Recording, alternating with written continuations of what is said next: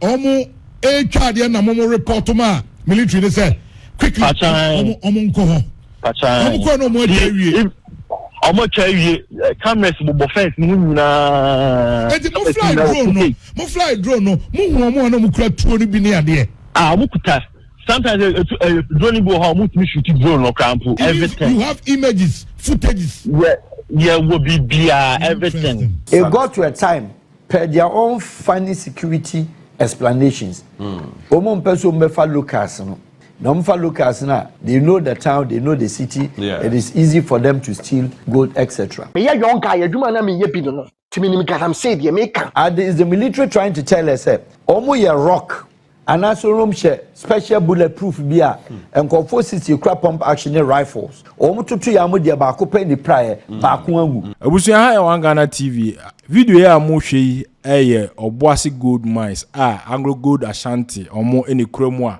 omo ebo adwuma eye asase yantam mfidie sisi so nyina eye Obuase gold mines and say Anglo Gold Ashanti na branch ba ko a otwa drone shots eye video ya mo hwe yi bi wa kire mu a kire se omo ana report yes boys no ebo awura eye bia ye hono ma enye omo dia anti military for no enye ward fi so omo ne twa saa video yi e kire se bibia ekoso kama anase bibia atochima nti wa kirem se de esisi ye anajo 11 Saturday no come ye de na ho se obeka ho issue ni see no na me wo adwumam ye na fly drone omu drone AGA drone mo fly AGA for drone me patron okay nti ebo at 11:30 12 mo no the fly eko kodo the omo Obuasefo bebe ni big to ebo 10 a.m. and 11 a.m. and PM anajo now see dey see the fly no you do big tree hono ni hu say ama you know drone kata say omu fence na chia omu puta ayi a omu cut fence no nti na ka me to for say omu twa fence nti so omu na omu nko yi rich for no buy na edu no na omu twa fence na wie big one nti say no ayi first lab krabe be tina ache nti omu bedu ho no omu kata aban for say ya ban na aba nti omu so omu compare enkoye adwuma bedidi na aban say ma ban aba omu no ma ban no kwatena say na omu mamu ba bia ejin be mamu ba bia mbo ye adwuma na madidi omu se da bi ebu kuta pistol and pop passion and then the keka ho ya ne the keka ho nti no omu ba no omu go omu mo bi chala say omu ban na ban to mu go ni to get me omu hwe no bozi nti after that aban for ka say no mama omu try omu so na they are coming omu boso nti omu ba no omu di time omu bozi ba ko omu plan no abodi fire tu fire no e kan ni ba ko na omu so ye fast omu na de da form na omu come na omu order them they should defend themselves and I'm not to na to to ni ben even omu tini arrest ba ko out na no no nti me ba ma me mfemfre che kakra mo djuma e o AGA won say mo fly drone e dey share the 33 of AGA e protect yes sir bibi koso and towards adia emwa AGA na mo report on security no nti mo fly drone around sana joba 11 no ana mo nipa kuo bi abochenku ewo mo fence no achi omo no boys amukasa no boys ni jazai obi abode bi eni ho bi eni ho ba call me as say omo HRD na mo report ma military they say quickly omo nko ho omo ko no mo dey wie omo chawie cameras bo fence ni nyina mo fly drone no mo hu omo na mo kura tuo ni bi ni ade omo kuta sometimes drone go how mo shoot drone no crampo but mo drone mo recording recording bibia so everything you have images footages will be everything interesting just mo capture omo kura tuo ni ade Sure. Even fence now can move channel cameras bossy now quickly. Obi Obuase be a busy and that's it. Cameras box fence now. Much me better. The cameras no much me at the fence. Much me at the cameras now. Wow. And the yabina ba no bosom. Obi Antwi see a kwaye be kwa kodidi. Pacha. I will be concession. Pacha. And I soldier force baby. Na mon come buy mamu baby. No mo so mo ntia. Still you be room. Yeah, you be room. And then ko fa sa we nyina buy. No credit soldier for no kase. Omo no di kan fire here be car two crack soldier ni. Yeah, em say most of times we room na say omutimi no mo person omochima omu shuti. Nti sa time no kra na omo fire na omo nipa ba akọ. The video ni ba unfu say na akọ ba ko ni aho no. Also need to down ni aho no. Yes. Yeah. I see. Okay. And yeah, one me hu some more footages in here there. You better was no pain. Okay. We obi a ono nso ewo Anglo Gold. AGA. Na ono ne dia no oye adwuma ewo if you like because the side of fly drone any idea ewo Anglo Gold one mono and they sanse bi atu dwade amaye Ghana Armed Forces for the release about be chirimu a chirimu of previous video mo che say boys no and I'm ranting no me nipa 60 no mo ye say omo betututu omo kura etuo ene weapons bebre military for no self defense no mo ye ya ema omo kunkum ebimu na eno na Farouk Wahab akasa wo che say entwaye kura na sasemu esi ya che President John Dramani Mahama ashe say investigation because of the ACA na ono ye wo she Anglo Gold Ashanti for say compensation and say medical expenses bia nipa wo prepare bia etua bia no omo ne betua ene ayiyo bia nipa bia wo frimu bia ho ayiyo bia no omo ne betua ene ne aka ne no na Ashanti Regional Minister designate Dr. Amwako Hene ekọ honum na wo hwe bia prepare otumi say na eni enyan yes Holding about it. President of Somalia, I see my head of hotel. Yes, Jina Holding my okay. What's that? Yes, President, I see my head. I'm more true and some Jena Bandy, I see him in Louis Hamo. Someone come on to your Holding Baba. Right. Okay. Oh.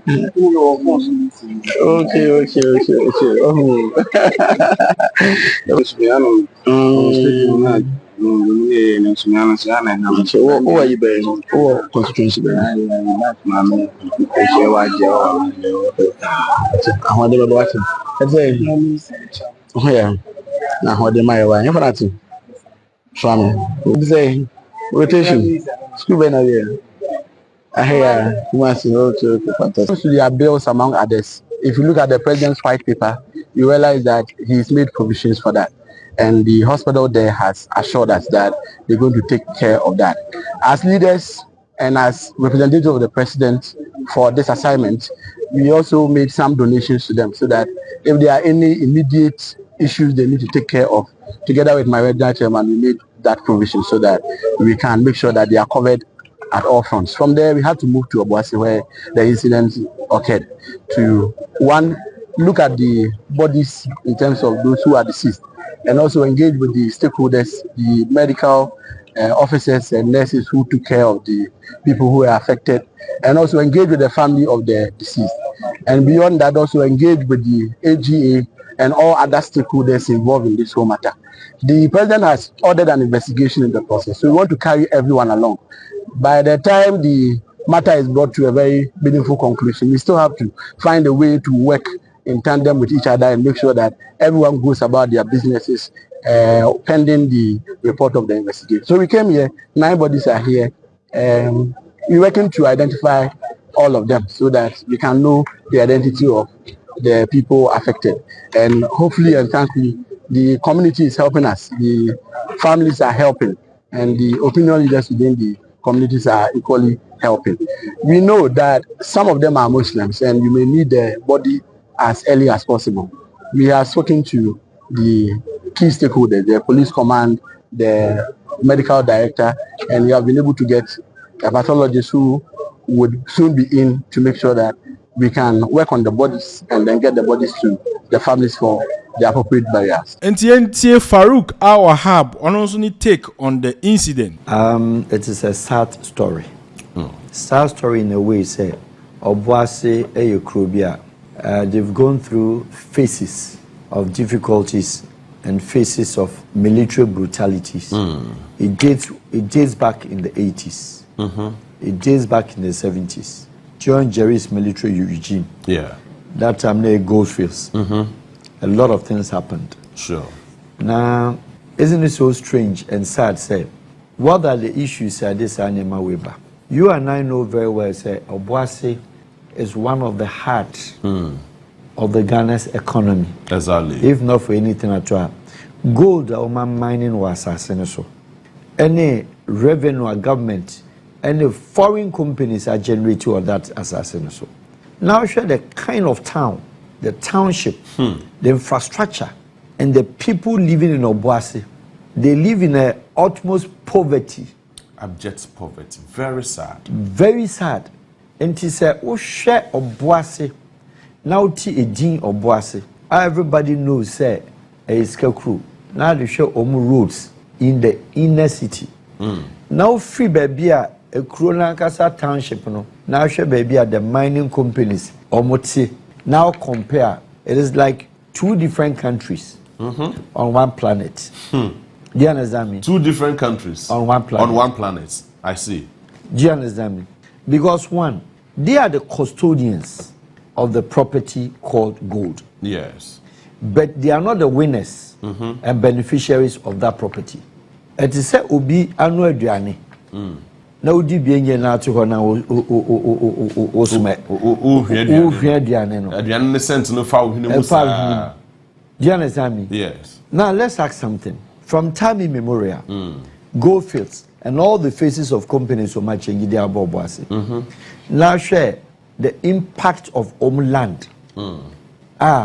Gold mining aseno. Water bodies. Start here. And now we're talking about Kibi, your friend is saying, offending them. No. Obuase, even though see any bigger river, and the people have forgotten. What about the streams and the drinking rivers? The small rivers that are being the livelihood for almost farms. Any villages around the whole Obuase catchment area. Let me tell you one thing. On the first, Obiase Obuase Anka war, yeah. It was a stupid thing. Oh, really? Do you understand? It was not Obuase Anka be an ede. Okay, Anka na wahimfa. Where is that Anka? It was the chemicals. Yeah. Ana omuyusu. That was the chemicals feeding into. Most of those farm products are now if you Obuase farms. Enti Anka the notable ones are now Kojo because Obuase the same thing. Obi offer because Obuase banches so yede. It was the chemicals that the people have been consuming. Oh. We've not done analysis. Say ni badu do say no Obuase in the long term, the long run to today. Omanya serious related issues. Health related issues. As a result of your friends say chemicals consumption. Yeah. Do say nanya cancer unidentified. I intimate linking say listen, not for over 50 years and more to 60 years. One mining, one region, that is one town, one area, about 25 kilometers, about 30 kilometers within the catchment area of Obuase. Now, is that what the city? Now, Yebusa say, how many JB? How many Obuase people know Mama Juma? That is the most. It got to a time, per their own funny security explanations. Omon person mefa locals no. Nomfa locals na. They know the town, they know the city. Yeah. It is easy for them to steal gold, etc. This thing had happened with South Africa and the Soweto. Yeah. And the South African mining companies. It led into serious death because women are not jumano. Abrafuni nye liberals, omunye bibia. At the end of the day, no, if you go to Soweto and the other South Africa black during the apartheid time, no, omukran and liberals, so they raised up. Yeah. They got up, said no, we will not, and we were prepared to die. Several people died. You see, I'm not gonna go through this concocted press releases coming from the army. Of course, army wouldn't say anything than to write a military English, which I respect whatever they wrote. But they should know, say, they wouldn't write anything different from the people were armed. Yeah. The people were this. They have the voice because they have the platform to tell the side of the story. Anglo Gold has the platform to tell their side of the story. Yankofa villages in Ibi, Nomso Metraha, for them to tell the side of the story. So Omoba Omukra, Drainage, Omukra, Pump Action, Omukra, Local Meat. It is the story that we hear all the time when civilians confront with military or police. That is what actually normally happens. Absolutely. It does not mean say the Omo canon. We are forced to consume. But some of us we are saying that is not. Let's deal with the root cause of the issue. We've heard say Omo or what and what decline route bia na say some abandoned area bia mining company and mining hall. The locals wanted to go there and mine or to wash the sand or whatever, and they lead you to this. And they lead you security breach. And for that matter, say even cry if that was the case. I don't think say the people and they knew say military or hall. Now look at Sinukra weapons. Normal start issue. No. It's on the neck on the military and the kind of training and the kind of professionals and then emergency response and how you start and shooting. And it's an idea pump action. And I'm AK-47. And also we 60 ampere. Is the military trying to tell us rock and also special bulletproof beer and for 60 pump action rifles. To yamu ba the prior the moment they are now only she and there it could nipa 9. And then it doesn't make any sense. It doesn't make any realistic sense. Say nipa 69 armed and moreover it tells her they were more than the military. The military presence there at that time. And nipa 5 for now, how many? They haven't even gone. If you read their press release, the military did not say we have 4 men or 5 men. Or what is their patrol team? How many people goes on that car? How many people are on that car? If it is a petrol car, they are no more than 6. Call it their highest number 8. In the Nipa 8 and the Nipa 6222, equal pump action more the person who got injured has been treated and discharged. And to almost pump action and Timanku military back home. It therefore just only suggests when the people for whichever reason I'm not there. President Baumia said you and I were not there. I wasn't there. So it's difficult to say, but we are talking from a commonsensical point of view. Say a kwamba na military in Faswa, mutimi engage you edisamu weapons, kum 9. It's just scary. Now a banisa in the Goldfields era, Omaya a pushy a chrono, the whole youth, a kugu for several months, several editions. That was revolution days. Already we were afraid of people were afraid of the military and the uniform. But the government being and they're prepared to say, let's sit down with the company. Corporate responsibility with the community and CSR. Road amonye, school amonye, monfa omu ejuma. Even laborers with funny excuses, they were bringing their laborers from outside. How do you want them to live? Only farm, because the farm are saying, only farm, margin land, only farm, only BBR. And this can be even training center. And that's an alternative use of the energies of the youth, and I'm quite a factory as a Ghana government, and as a factory as an Anglo Gold. To send and the energies of the people were to be transported into that sector. Boys in Obuase, and I said the whole environment, they'll have some work to do. Accra and then Kumasi across Ghana. Shushan Bia Obeshi and Bia most cases or Obuase. If somebody at the age of 45 know a Shushan boy, can you call him Shushan boy or Shushan man? Isn't it so terrible? Shushan for Yobusa, Obuase, Bekai, Akroke, the whole area, Obuase sing a Shushan for. At 40 years, no Shushana, what lifestyle? Or until we feel say, some of us, it is the government now in power. Yeah. This is not an action, this is not the situation. the government will sit down and be briefed only by the security, only what the military tells them. And then all the time, as being the case, there are a committee to investigate. Our committee and investigation has never proven anything. We had stadium disaster. Yeah, sure. What did that happen? What happened? Who was implicated? White paper. White paper. Said, Mama Kotokode has a crab mobile anajo. Do certain few years later. Now 2 years. 2 years. No mobile anajo. Under floodlights. 2 years. I was a management member of Accra House of Folk. Can you imagine? It happened. You understand me? And your committee near reports, you know. It's Excellency your mama. Committee Ben Adomoko. Is a committee for us to read notes and to read grammar and English, or committee that is what proposing or suggesting or advising. Say, you're taking this drastic action. Yes, I learned. Say the president instructs. Yes. Said the injured. Yes. Anglo good in taking. It is not enough. Making sure that they will bury you can't bring the body back. It goes beyond burying them. Did their family settle on say? Is that what they are trying to tell us? No. And I know he's in watertight situation as a president. Yeah, sure. But the reality is that most countries outside and other countries, if it was to be in America, you don't think that you cannot compensate anybody with life. You cannot compensate any family with life. Call them even, excuse me to say, they were criminals crying out.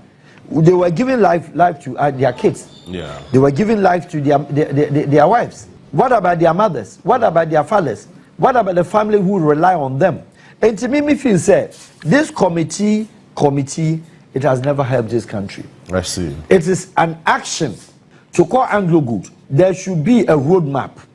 But dealing with the roadmap and then looking forward or moving forward, you know, we should ask Anglo good how this thing happened and to avert the future occurrences. That should be the topic. And then at this idea, we say the people in Obuase, boys in Yaya Juma, and Omania Juma or Anglo good ho, and Omia as laborers. Do you think that they will turn around to go and attack the company as it has been perceived out there? No, it is not like that. These are disgruntled citizens and natives of Obuase. Why didn't they do that last year? Why didn't they do last 2 years? It's getting too much on them. Regardless of whatever action, regardless of whatever they've done, it is not my issue here. A choir boys in Fazuko, it is not my issue. But of course, for security agency, it is commonly normal. Say, Ombeka say, whenever, I mean, their general brigadier, I've forgotten the name. Major General say, if their life were in danger, yes, I agree. Yes, I agree. Mr. Agri-Kwashi. Yeah, Agri-Kwashi. With all due respect, General, sir, I think some of these things we should be very efficient in dealing with issues than being effective. And now when I read that letter, General, your letter was too effective. The letter was too effective. We need an efficient letter in this regard because there's a family, they've been affected. But if you are re-echoing and the restating said, we have instructed, and the people, and even the letter comes with a further warning. Yes, sure. Who does that? You calm the situation, General. Yes, you're talking tough as a military officer, but you are wrong in this regard. Go and see how the trauma that their parents and then the trauma their wives and their children are going through. So you are alive, your wife is there, your children are there, the military and those who did that, they have their family to go and hug. And this is the situation. One would ask, all in the name of gold. Is that not the case? Yeah, sure. Do you have to bring nine people down? And I've asked this question. Those being the committee members and those who are going to investigate. And if it is not also the Ghanaian way, your sarcastic way of selecting maybe committee attended this issue now. The committee also come to bastardize even what happened, and then it makes that there's nothing. Then they write recommendation that ends nowhere. They should be able to tell. How the people were, if at all they were armed, as it has been said by the military, per their record, press release. How come the military fund umbiangu? Like I said, they are so professional enough. Say, boys, you release the pump action. No, they almost dodgy. Is that the case? And we know, and you know, and all of us know.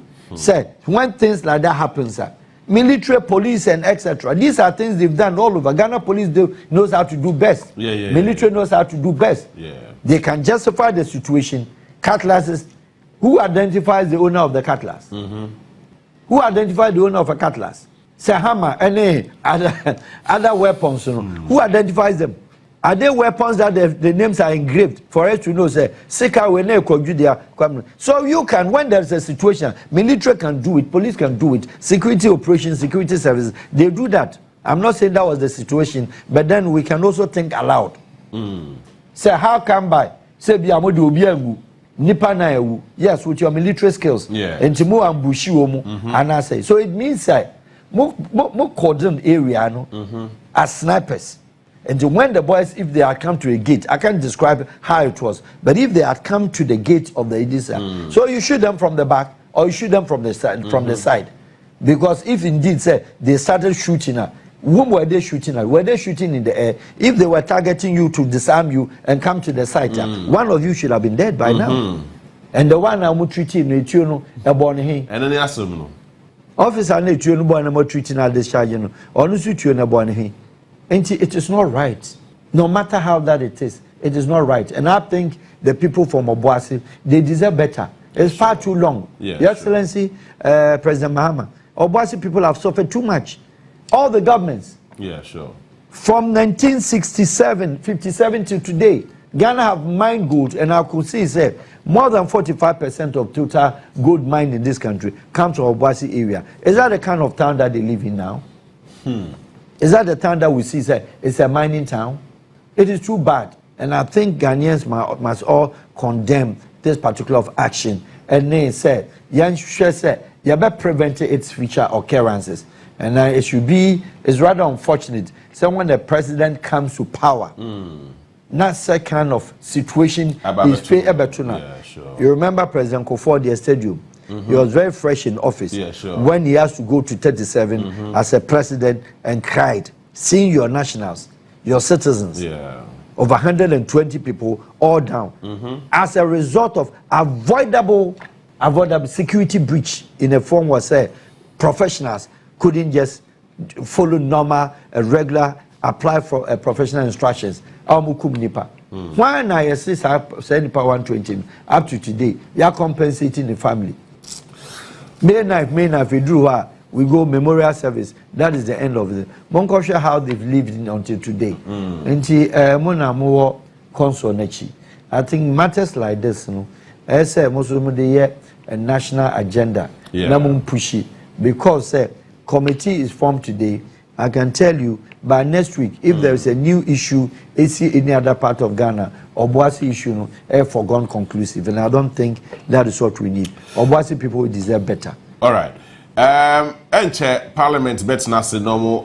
Kwaku Manu so edini take aba or chire mu chire de ntia ema boys ne ko ho no ma na ono so etu boys ne for efa Anglo Gold Ashanti biaya o mutu gold ba o mampanyi kofo time a wo be ye president ana koye hey ema for tu galam say ebi konsutini mu ebi ko ha ana ye papa kofo eye nhehye ye se on to me to Ghana adehye ano aduane engu na won fa adwuma ma eye timamfo won create adwuma ne de wo kaka ye galam say adwuma no yemfa emra ene entete ento ho ne yema obia lances a wetim de to gold na emum no on say Kofi say before you be ma lances driving class e wokot ye testel enti ye won chirechire bia ye kire say evi kura no say ka wutu amana wie mom ye wo digan worshipfo ene ye wo mom tu amana te se boase ye ne de etu nti se bula ye ne yense nsuo watem koma na se enti ne yense nsuo no ono no kotu boba ne wie a obetimi kura tubo ho e de ahoro ne gold abra problem bia ne ho Kofi say me kohoro boba ne wie a boba no me de be koma sheet se nikanika akonyam nte se powder me fi akura no metimi ahoro gold no wa ifia metimi ahoro me fi abra se me wo pipe wo fia enti metimi ahoro gold no wo fia abra me mfa nko ba bia nsutene da enti boase de no e different but ebu ma ye wo nsutene bi oho a eno so ye nketenkete a ye kohoro ye gold okay ana man pay ku for the sanhyehyɛ ne ye de e bai to de bai no ofakuma na me bra panyi kana asem no ono ne yeyi ne boase nya se wo ye chairman enti hyehyɛ mi satam nya na Kofi manyini ma me ye galam se adwuma ne bio emra a mo de bai ne se o mu se ye fa ba bia ye fa ne fa AGC mu ana ko ba bia ye tutu ya mena no enti no ye mpese ebia AGC workers asema make Obuase ni bia ni de make omo ma ye nye Obuase ni bia to wa ye galamsey adwuma ebia be 17 18 years ago 20 years ago asem na Kofi mi kan as a mura AGC property ye wuram omodo no na ye wuram ye utimi Kofi AGC ayimba ye ne fa mfikire se AGC ne te se kuro AGC ne ye kuro what you say AGC ne ye kuro Kofi eye te se wo de odu Obuase a baabi omo ye adwuma ne ya asase kakraka etie wo baabi a wo betimi akofa ewuram back baabi a wo fa akomu no baabi AGC fo na nkasa ye adwuma no omo wo quarters wo a workers na net ho eye AGC fo mpem fo ne bitititi wo a wo fa ho eko enti se bu okwa ye na mu a wo ye AGC ni panyi kura na wotumi se wotu fie so wotumi se obi de bottom asa na wo se galamsey ni enam bush ni mu ko afu eko eye amnam galamsey fo mu hia wo sika ena wo TV about them ono amna ni hia no enti wo ko ana omo de hyehyeye ba ase omo ti committee no ana omo de mmra ne hyehyeye ba ase ebi mi wia omo ko mansim eye daade eti wo a wo be ko daade a yenso ase ko daade no ye chewa ana AGC kura hwehwe ne yahu ne galamsey fo no hu se wo a omo akasa be chew edo akoma police na police ya jailu all say dem committee because ebu omo a wo ye police ni kwa na hwehwe wo mo kwa untimi nche wo ba committee fo na timi chew de koma police fo ana hyehyeye ba ye ana omo sade hyehyeye bi mba ase awia omo hia galamsey ni se ye be hu se wonam eye AGC kwan wo se property eti so obetimi aba se galamsey ni obetimi aba najo ube pia homachi banya bra AGC ni kwa adwuma a wono nam kwa mo ye de kai kwa na ebe hia galamsey fo se mo no mo bo nsa ho omo hye samra ne to ho eti Kofi mi kai se me ne madam for Kofi satam ne ye kwa down coast obi ohwem bia ni me down coast Kofi down coast no wo ko wura ma ye ba ko wura ba bi te se amana bi te sese asase mu ne enam bi pom ne ye wura but ye tu amana kese a yetimi nante ewum eti yabetu no baabi no anante akọ eti omode sa baabi na ye nante kọ no me fa so betima nante be 30 minutes ana 20 minutes asina wakodu dan ko so amana na obesane akwa asase ase no emfinfin ekwa na wo nante mu no finfin omode nua ebom across the gate padlock etum eti so upie awia upie awia ana upie be 3 to 4 o'clock upie no pa 1 kura na ya to do onim o se wo fa wo ma ukopie dade o ba upia na bo se bia se watch mawa ana obedu obosi ya cross se tamon so se se bie gate no enti no betena down coast ye wo ba bia ye tra didi edi nkomo ho na begina atwi load abasoro enti ubetena wasa ahomache 4 o'clock na upie dia ubetima be pie ntem se anya sa so da obetwe ama nwumre 6 to 7 o'clock anwumre ase na wotimi apie ade se ya mbebie do na ama wo akira untimi nwuram untimi mpie na mo wo ye asode na upia galamsey fo no be kire onyansa na Kofi samra ye adwuma kama bibi ekoso kama ana aban sesan ye from Omampeni Kufo de ndo on na hyehyeye ana aban foforo ba ye aban foforo ba ye atamis maintain sa law no ana John Dramani Mahama ba ye ana oso be maintain sa law no ana aban foforo change ye eye MPP but Obuase ye ka be be strong hoa eye MPP eye Obuase Kofi eye Obuase ye nto aba wo Obuase ma NDC wini da enti aba we ba ye eye MPP aban ba ya eye Yewura Nanado ba ye ne 3 years echo the 4 years ni mu no na emra no eye adwuma ama galamsey fo no kwa nya adwuma ne bi ye dey eye ana frɛ ye de mra mu oten e ba Obuase MPP time ya o ana o de soldiers e free se kumasi o ana se senkran yo se hifo on de mini baby o free buy Kofi ene ye bobo matenase ye bobo matenase ankasa awo Obuase awo wawase AGC club opposite quarters bi ho ho ne ye di soldier fo ne be guye se BBC a nya free soldier fo be free ayi kumasi ana o be free kan aba o be late eti no o mo da Obuase 24/7 a bibi je twira ne atwa hye so ayi fo so galamsey fo so ana Kofi AGC ne di mra ba ne se o mo to fence wo de afa enya walk to eti se de ayi fence ayi Donald Trump ese wo to wo ama America fo no saa wo ni bi wo to afa AGC hu enya walk to Kofi eti baabi wo ma wontimi mfa wo ne nkonto mo de net na Kofi net no enya ordinary net o wontimi mfa paso ntwa wo an egg no mo de twa wo nyina hia eti kama Obuase fo ni sun na mo tutu o mampanyin anim se yesre no ye panachew o mema o mo baabi no mo fanya adwuma na Obuase fo o mo sofa dodo adwuma ye no ye dwi galamsey ye fanse yemfuo ye GhPage nyina agu Kofi mimi so abaye se 8 years ana mo si edwi mi papa afu enti enkura ye wo om that time moment no ma benya 20 years 25 years no se wo se kwadwuma dia kwadwuma ni ho but ye fa AGC workers nso so aye mfa boasefo om se ominim godo mbewia na se security ho no mo me de minim Kofi okoboase asem wo sei eda ho ana boys no so no bebre ho kwa pa omo bepre omo nya na bi nso kwa so no fo omo adwuma so omo nye ye oboasefo ni bi so fo omo adwuma omo nye because boso me pay ni sha okogram say ba ko a blog opportunity enti dodo no mo fa but bi so aye ready so be ye man si adwuma ana Kofi chance she nyina ye dai egu akwan adwuma ekoso enti AGC atu we nyina afa ho wie no a bi mu nya adwuma nye no ana o mampanyi baaye ebe yi baabi tio na nado be yi baabi di ma omo wo se asa aduane de anasa amanchin baabi ema wo mo se omo koye galamse ne ye dai ewo ho na Kofi difference e wo mo ne baabi a omkochusuye no boasenya baabi anyina na wutimi to gold awunya gold baabi a ban no koyi ma om se ho no omkotena nkoye adwuma se galamse no ete se Kofi ye wo kuro bia ne de yedua wonu se kumasi asase bayire a ede wo ho pa yekuko ase bayire wonu se ade but se fa afase kuro dua no kumasi kura nya bad pona ani ade ade na wo nof o se de nkomotie untimi nka nchem se ubetra santimam no odua nkutodua awa santimam no watini nkuto awa santimam abra nofo ho enti asema mi kese mu da ho a baabi omkoyi ma galamse fo Obuase no wo mo omkopa besia di sika ko shem se omutu amana nyina aboka opi aboka asema mi kan me pacho ye Obuase ni afa comment bra ye mi kan obi a wonya Obuase ni da wontra Obuase onti de mi kan ase obi ti Obuase but wono no school ni no mabinti Kofi won follow galamse ba me tuoi me de me ye Obuase ni ya hanso nyo de ani aye galamse ni akoda mimi galamse mi nimu kakra efre bi na mu asesa de afan Kofi baabi a omko chusu ma wo no omko ye adwuma wo nyina aboka ana omo sesra aban ne se yesre omo wo baabi ombetimi akoye adwuma ho no so ye AGC asase but ho no AGC aye adwuma ye dai etwam Kofi onye adwuma wo ho piem o se de nkomontie hwe ye first baabi a ne ye adwuma no na ye ntu amana but ne ye kwabana bu amana ye wonkofo bebre no matutu amana ho saa baabi ne ye baabi AGC aye adwuma twam but ye AGC asase ana wato fans wa ye dai afọ AGC sika wo hwehwe no esonti no wadidi ho awie but the AGC adidi awie no kwa na ye mfrofo na ye galamse ni sika kese okay de me twes what masia etie fan se bibi te se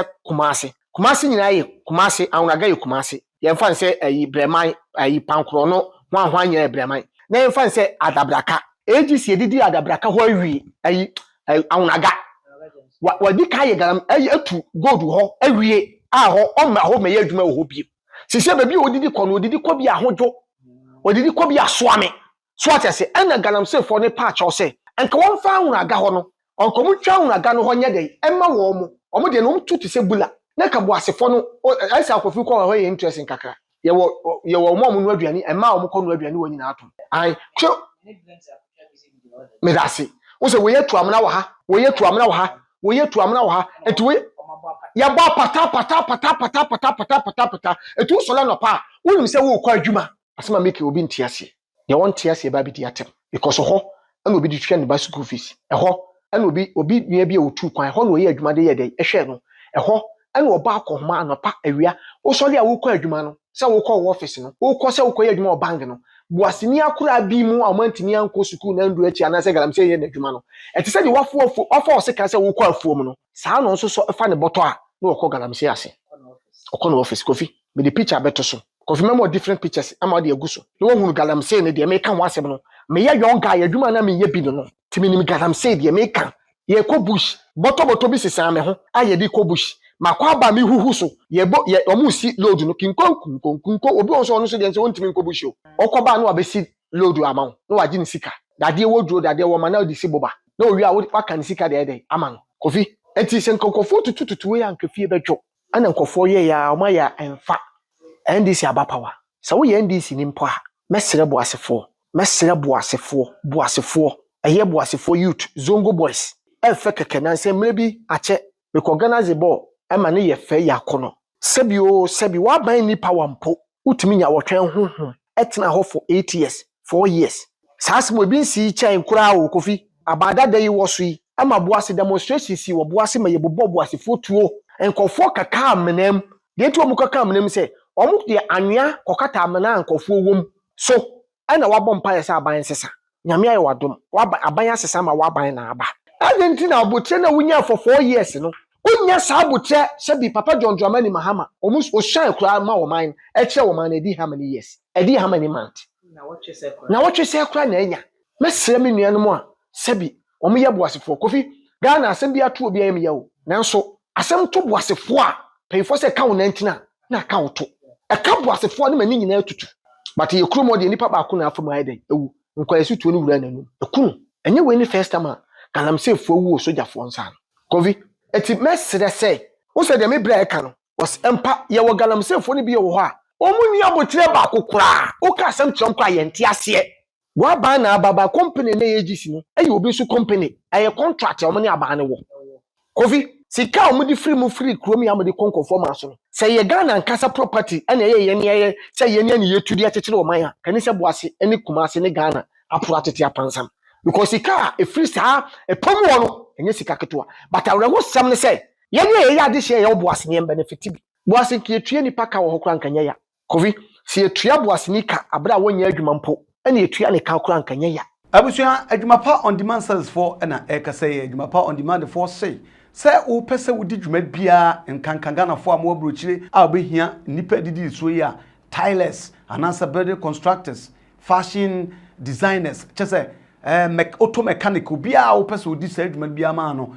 obekọ ye app no so na wa download adwuma pa on demand service ayesa so obekọ www.adwumapa-on-demand-service eno so obekọ ko hu adwuma di edi nyina ni trimopo nyina ne se ye boawo ema okokofo obi ana wudi dwuma bi a nipa a okokofa no esansa wunnim na kira kwan bia nti no to bi kura nipa na gisika wie open here na hu no adwuma pa on demand fo aba ama sa ha nyina afiri ho esansa obi bia ya de be ma so woni dwuma bia ma no ya ye background checks ehu se se nipa yi onim ne wo ye enye kwanche trefa ni bia wonim de wo ye ene ye fa no edna ma wo na ni gisamba ko omu ne se onipa bia de be ma wo a odi be di dwuma bia no sabe background no sem anase si ebu afaso pade a enya de besi na wanso san nim se sabe ko soja mumpo a ye wo military police ono so soja ni ochi soja ni eno me kire mu se eye adwuma pa on demand for no ye san so supervisors a abre nyina no omko rounds eko check se adwuma na nipa no de bedan ye no sa pepepe ene ye no